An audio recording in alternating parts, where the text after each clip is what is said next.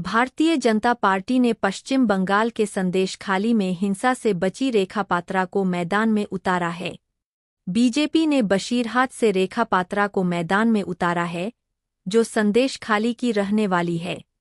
उन्होंने ही सबसे पहले संदेशखाली की महिलाओं की आवाज उठाई थी और तीनों आरोपी निष्कासित टीएमसी विधायक शेख शाहजहां, शिबू हाजरा और उत्तम सरदार सलाखों के पीछे है।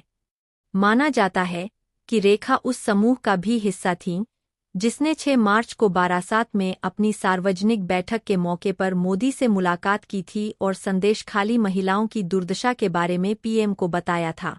रेखा उन चंद लोगों में से एक है जिन्हें उम्मीदवारी मिलने के बाद प्रधानमंत्री नरेंद्र मोदी का फोन आया था। उनके साथ एक कॉल में प्रधानमंत्री ने उन्हें शक्ति स्वरूपा बताया। संदेशखाली में आरोपियों के खिलाफ उनकी लड़ाई पर प्रकाश डाला।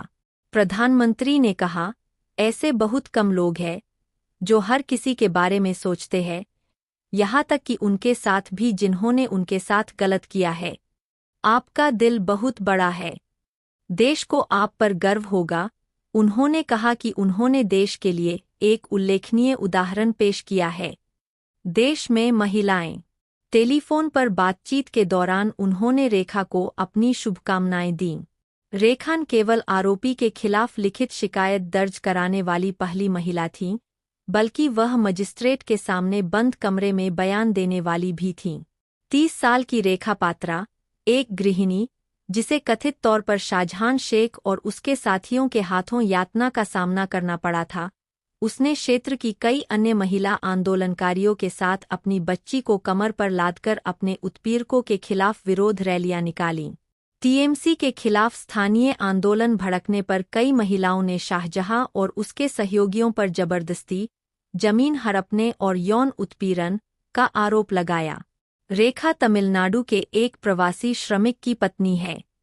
उन्होंने बंगाल में रोजगार के अवसर पैदा करने की दिशा में काम करने और काम की तलाश में जनसंख्या प्रवास पर प्रभावी रोक लगाने का भी वादा किया।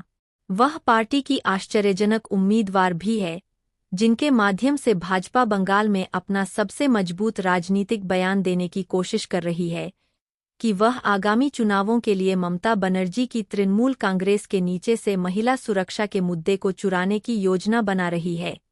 रेखा ने मंगलवार को मोदी के साथ अपनी बातचीत के बाद यह संवाददाताओं से कहा, मैं कैसा महसूस कर रही हूँ, इसका वर्णन करने के लिए मेरे पास शब्द नहीं है।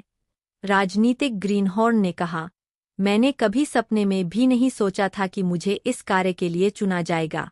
अगर मैं निर्वाचित हुआ तो मैं यह सुनिश्चित करने के लिए हर संभव प्रयास करूंगा कि बशीरहाट की महिलाओं को वह आघात न सहना पड़े जो हमें संदेशखाली में झेलना पड़ा।